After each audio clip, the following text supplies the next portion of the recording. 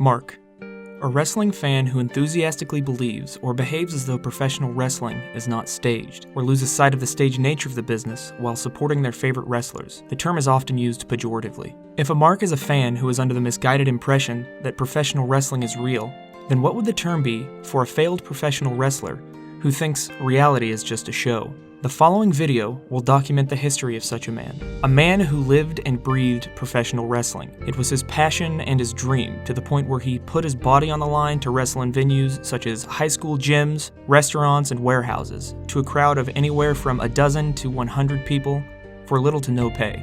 All with the almost certainly unattainable goal of becoming a commercially successful and presumably rich professional wrestler, an escape from the heavy chains of his miserable reality. He never found that success, likely due to his small stature, tumultuous personal life, and nearly debilitating anger issues. However, he was able to vicariously achieve his goal of becoming a larger-than-life star by crafting a character to portray himself as to the internet. While his skill at building this character was impressive, as displayed by his nearly overnight success on YouTube and the cult-like following that would arise from it, his incessant lying, exaggeration, and hostility towards any of those who would dare question or critique him would earn him a list of enemies a mile long. But ultimately, it was his willingness to use and manipulate anyone and everyone for his own personal gain that pulled the curtain back on his wrestling fantasy and brought him crashing back down to reality to face the consequences of his actions, leading to one of the swiftest and most brutal falls from grace I, and likely many others, have ever witnessed on this platform. This is the tale of Tonka Saw, the man who tried to fight the world.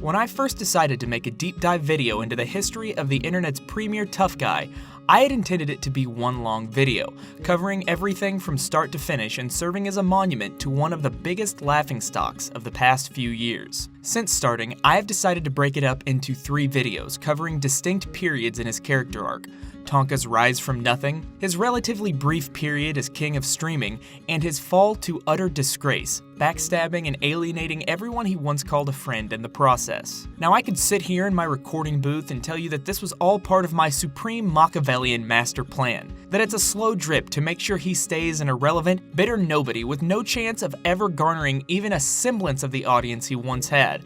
But honestly, it's because my attention span, much like my IQ, is that of a goldfish. In any case, it doesn't matter what sort of troubles befall the likes of Andy Worski or Ethan Ralph or Coach Red Pill or anyone else who participated in his metaphorical public execution. The fact is, no matter what he or anyone else says or does, there will never be a redemption arc for Tonka Saw. The point of this video series is simply to dance on his grave.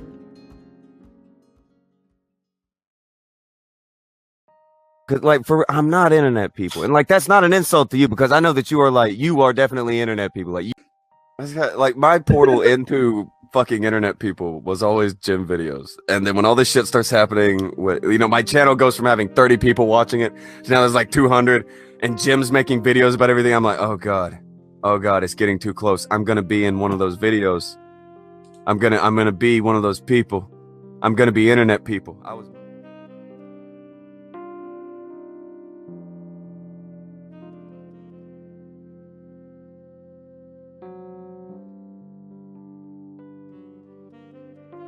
Anyone who's ever watched more than a few live streams featuring Tonka Saw will know of his simple mantras, one of which being, "I'm not internet people."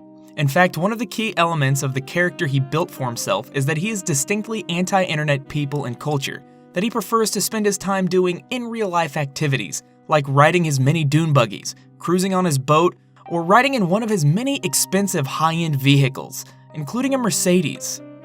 Or was it a Benz? I'm sorry, what, did somebody say earlier he didn't have a Benz? What? He has a Mercedes. Why are you acting so... Do they make more than one kind of car? Is that the only thing that they make? Wait, you know that a Mercedes-Benz is Do you know? No. Destiny. Do you know that Mercedes makes more than a Benz?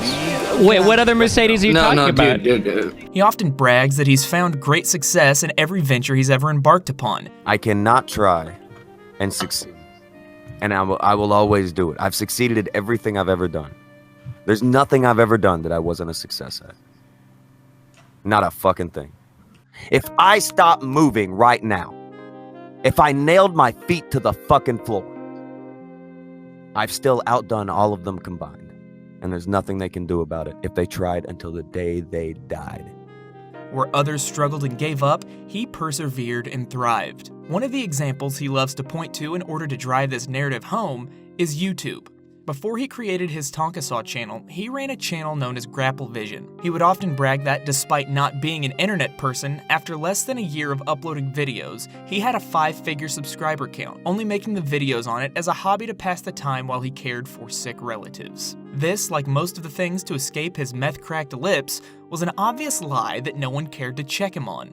In the world Tonka inhabits, that wrestling fantasy dreamed up in an opioid-induced hallucination, he created Grapple Vision in 2016, started uploading videos, and it immediately exploded in popularity. Here in reality, Tonka created the Grapple Vision channel under the username The Great Geiger on July 10th of 2009, and based on a snapshot that can be found on the Wayback Machine on August 30th of the same year, he began uploading videos almost immediately, most of which are deleted. However, like everything Tonka has ever attempted, he has found little success in deleting everything off the internet. This video and others like it are a testament to his incompetence in that regard.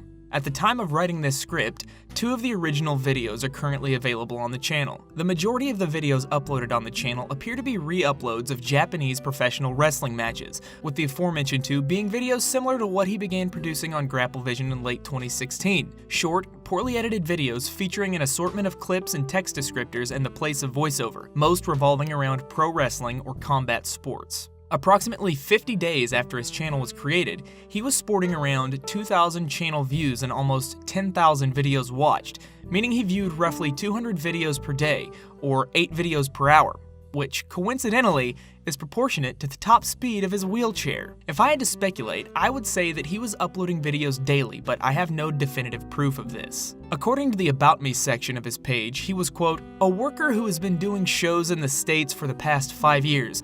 My life pretty much revolves around the ring." This can be corroborated with footage uploaded by a friend or colleague during the same time period. Contrary to the high-paying gig in front of a massive crowd he so often claimed, we can see that he's performing in what is most likely a rented warehouse to a crowd of fellow low-level indie wrestlers and their families. A quick glance at the channel comments will show us that even in his earliest days on the internet, he was still engaging with trolls and talking about how they would get their asses kicked in an IRL fight. Mash Murder Mike: "Hey LOL Isle, why did you take down the link telling how your old boss at the batting cages touched you?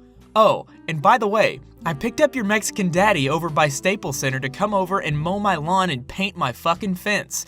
I must say, he did a shit job." The Great Geiger: "First off, I'm not LOL, I'll pretend you said 18, just to clear things up. Second, if said person were to put up a comment on that subject, that would be at their business to put up or take down at their own discretion, with no need to be heckled by you, I might add. Third, what is this thing you have against the Latinos? You seem to have some sort of superiority thing going on. Let's put it in perspective, shall we? Chessman, Eudes Messias, Vampiro, and La Parca. What do they have in common in this context? A, they're all Latino. B, they can all kick the crap out of Mash Murder Mike." This archived page is the only glimpse I could find into Tonka's past on the internet before 2014, but I feel comfortable making a few speculations based on the information it has provided. The first being that the claim he so often made of not being internet people is false. He's probably been lurking around the internet for almost a decade, if not longer. The second being that his tendency to try and solve an internet argument with the threat of in-real-life violence has been going on for just as long. Now these are just my speculations. I can't say whether or not they're true with 100% certainty. I'll leave that to you, the audience, to judge for yourselves. I will grant him this: his Grapple Vision channel grew quite fast once he found a style of video that worked, reaching close to 30k subs in just around a year, and if we look at the comment sections or video descriptions of the early videos he made, we observe what appears to be a very different person from the mentally broken shell of a man that he is today. screaming profanities at and challenging the manhood of anyone who dare question him. Relax.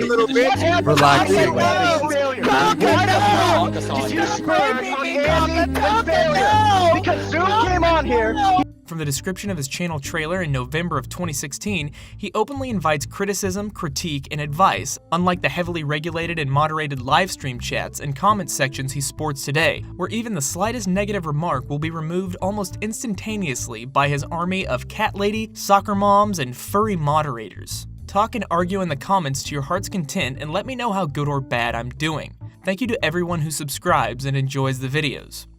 In another video he made on the 16th of December titled Debunk Culture, the Treatment of Women, he pays a compliment to a well-thought-out comment with intelligent replies, where he states, "This thread is very well done, guys. Good information here and not a knee-jerk reaction to flip out."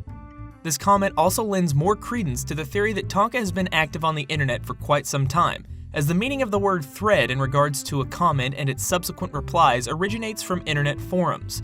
I would be shocked if Tonka did not have or had several accounts across various wrestling forums. In the same video, another user critiques his video style, saying they pack little punch and would benefit greatly from narration. Today, this kind of criticism of Tonka would undoubtedly lead to a furious outburst, hurling insults, challenging the manhood of whomever made the comment, possibly a visit from his incredibly tiny but rabid cult-like fanbase, and if the wound cut too deep, a challenge to an in-person one-on-one fight. In reply, however, he simply explains that he believes that there are too many videos in the world telling people what to think, and that he just wants to disseminate pure information and let people make up their own minds. And as a result, he actually brings the commenter around to his way of thinking. This sort of text-based, calm back and forth with his subscribers would be Tonka's only interaction with his audience until March 6th of 2017, when he did a voice reveal in a podcast he launched titled Grapple Vision with fellow YouTuber Hibiki in celebration of reaching the 10,000 subscriber mark. In it, all seems well. Tonka is very humble, well-spoken, and prefers to talk about the topic at hand as opposed to discussing himself and his own accomplishments, all of which are noted by fans of the channel. Oddly enough, based on his description of the video and his responses in the comments section, he seemed worried his voice would ruin the channel. As strange of a fear as that is, if he hadn't revealed his voice, there is a possibility that he would have become something in the vein of the Dolan Dark of wrestling channels today, living off easy ad revenue. But I don't believe this fear or timidity was ever genuine. Based on his actions as we progress throughout his story, it will become apparent that his once affable nature, like most aspects of the character that is Tonka, is almost certainly contrived, a careful tactic to garner a brutally loyal fan base that will believe any lie he tells them, satisfying his fantasy of stardom and financially supporting his delusion. After all, why would someone so down-to-earth lie about their accomplishments on the internet? Now, during the lead up to Tonka's voice reveal on his Grapple Vision channel, he started to develop an interest in what would be referred to as the Skeptic Community of YouTube. He reached out to a content creator by the name of Liz Reptile and asked her what would be the best way to enter that sphere of YouTube. She advised him to create a new channel, separate from Grapple Vision, in order to save his wrestling channel from being flagged by any social justice warriors he may upset. And thus, the Tonka Saw channel and persona was born, or so we would be led to believe. There are no archives of the Tonka Saw channel before this point, but it was created December 15th of 2013, almost 3 years before he ever contacted Liz. After mirroring one of Liz's videos, they began to develop a rapport, and 1 month later, they did a collaboration video titled The Possible Truth in Advertising on YouTube, based on Tonka's rather bizarre theory on the adpocalypse. He was then invited on a stream to discuss the topic, hosted by Liz and featuring YouTubers Logic, Kraut and T, Based Mama, and Wizard of Cause. Wizard of Cause joins the stream midway through and proceeds to go on the long, insufferable rants he's known for, about being a YouTuber for the sake of art and self-expression, which causes Tonka to lose his temper with him. As somebody who is fucking as cornered as you can fucking imagine, who's as boxed in as it gets in terms of what they can actually do for a living. You just said you're not boxed in. You've made the point this entire stream to talk about how unboxed in you are, and now you're trying to say that you are the most boxed in. Listen, man, I'm not saying I'm the most boxed in. What I'm saying is that you just said you're the most boxed in. No, I did not just say I'm the most boxed in. I said that I am boxed in.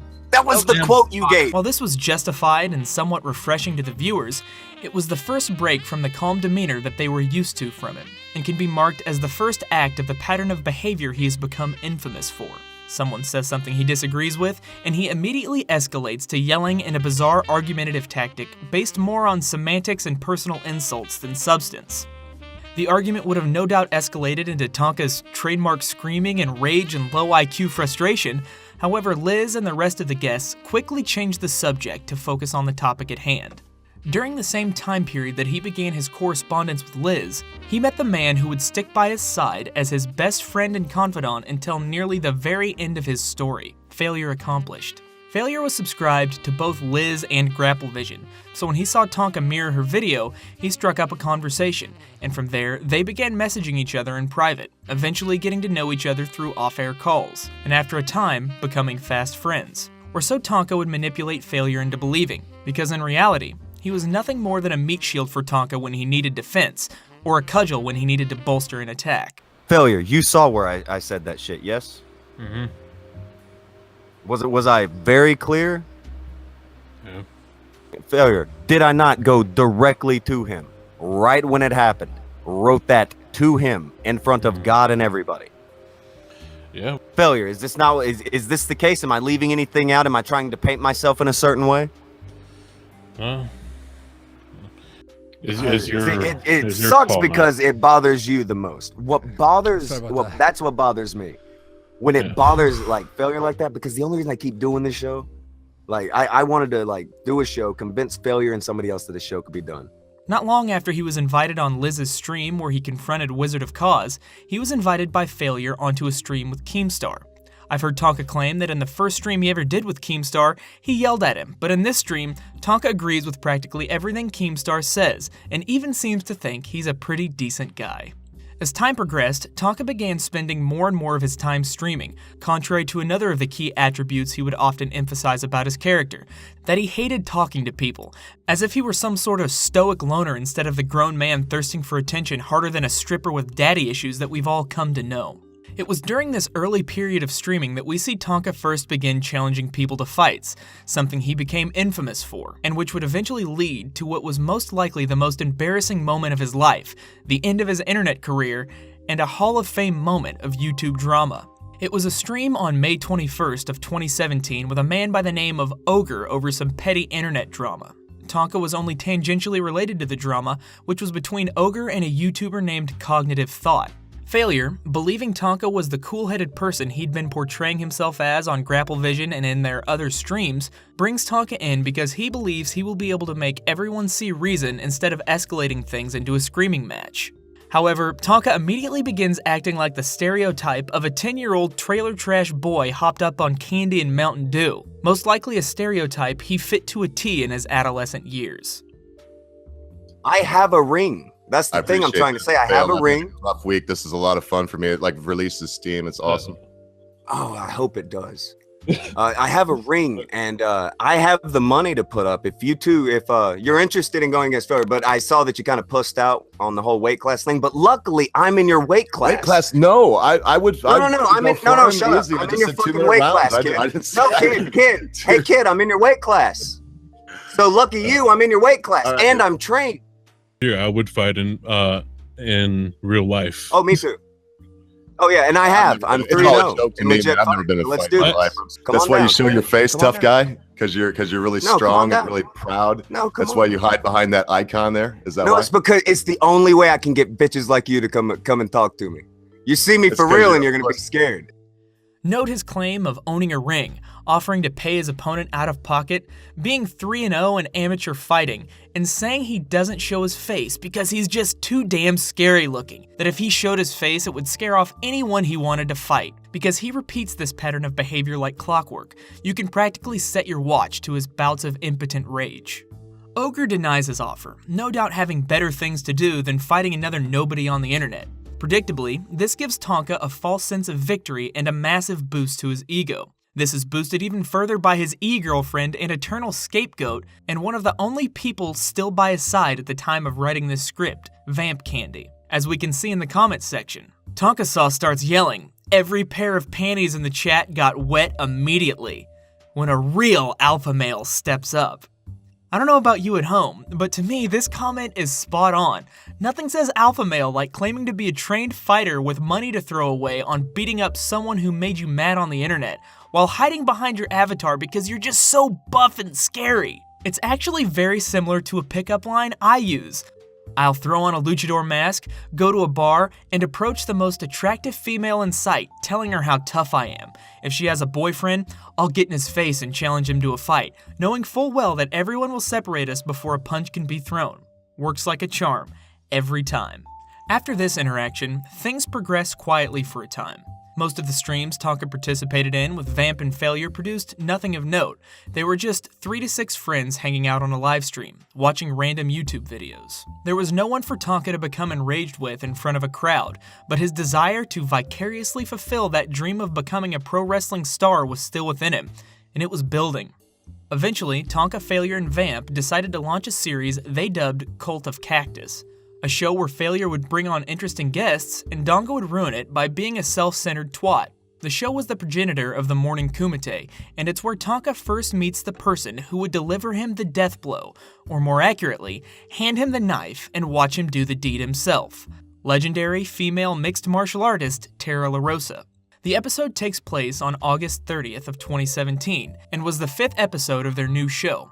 Almost immediately, Tonka begins to humble brag to Tara that he has 3 amateur mixed martial arts wins under his belt and was at one time a pro wrestler. See, this is what I try to tell people. I don't know. I did 3 amateur fights back in the day, and I was a pro wrestler for a while. Just when you're a person who does that kind of stuff, you don't give a shit if people are like, "Oh, what do you like?" The classic fake internet tough guy claim. I'm a badass, so nothing anyone says ever bothers me. A statement that, as we've seen already, flies in the face of Tonka's behavior. Imagine not only fabricating a mixed martial arts career, but trying to sell it to an actual professional mixed martial artist. Now, Tara didn't call him on this, didn't ask for proof. You see, she truly isn't an internet person, so she still gives people on the web the benefit of the doubt. She becomes rather friendly with the group and would go on to make several sporadic appearances on Tonka's shows, where eventually she cashed the check that Tonka's mouth wrote, only to find that it couldn't be cashed by his skinny little ass. After 16 episodes on November 16th of 2017, Cult of Cactus was dissolved, with the final episode producing an incredible soundbite, which would sit for over a year before it reached maturity. Internet insanity.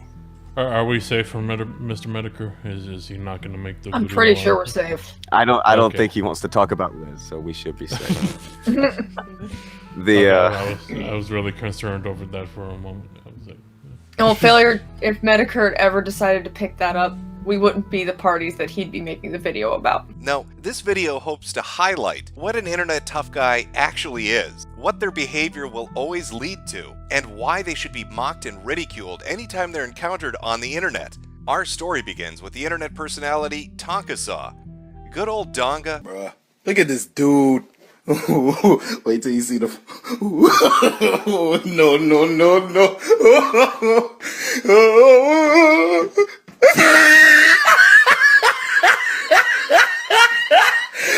Look at the top of his head. Look at his lips. Presumably, the show ended because Tonka had began doing his own live show, The Morning Kumite. Not much can be found from the original Morning Kumite, as Tonka long ago wiped his older streams out of embarrassment, and had no real substantial following at the time that would have archived anything. From word of mouth and a few streams I went back and watched out of curiosity myself many months ago, the show was basically fabricated pro wrestling banter. The Morning Kumite didn't begin gaining traction until Andy Worski began appearing as a regular guest. Failure had been longtime acquaintances with Andy, both of whom were, at the time, in the YouTube skeptic sphere. Andy would go on the show to shoot the shit, but eventually it became one of the key platforms in the Kraut and Tease saga, a shit show of colossal proportions which fractured the entire skeptic community beyond reasonable repair. All because one oversensitive German lunatic didn't like what one girl had to say.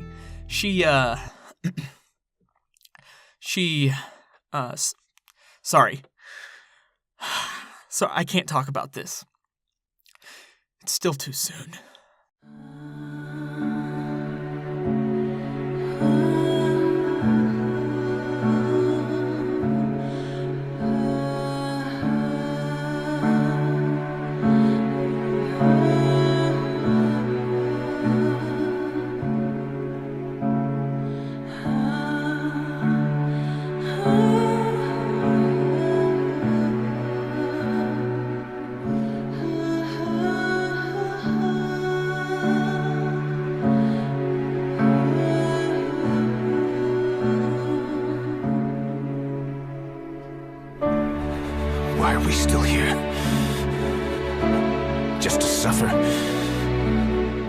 Every night, I can feel my leg and my arm, even my fingers. The body I've lost, the comrades I've lost, won't stop hurting. It was Tonka's participation in the metaphorical public stoning of Crout & T for his embarrassing actions that propelled him to almost overnight success. Success which he continued to grow by doing daily streams shitting on YouTube's anti-SJW Skeptic Community, something that was a bit overdue, as they had began acting eerily similar to the smug atheists that preceded them. He, along with his permanent co-host Failure and semi-permanent co-host Andy Worski, would spearhead a new genre on YouTube, a genre that came to be known as internet blood sports. It provided them with fame and money beyond their wildest dreams, and it seemed they would remain on top of the world for years to come. It lasted half a year before they were at each other's throats like bitter co-hosts who had been together for decades as opposed to months. After a full year, Tonka would lose his mind and become a bigger laughingstock than every person he ever stepped on in his climb to the top, an abject lesson in how to destroy your real life by taking the internet too seriously. Like you said to me, Tonka, the last thing I heard you say before I started training like a man, you said don't ever step up to a man. But you ain't here, and I've been stepping up. I'm a man, and don't you ever step up to a man. How? Meet Donga Rolling Wheel of the Disabled Tribe. Donga hunts shiny rock in magic firebox. Donga not do gay op. Donga lack comprehension skill to use Discord. Donga have internet show. Dead air.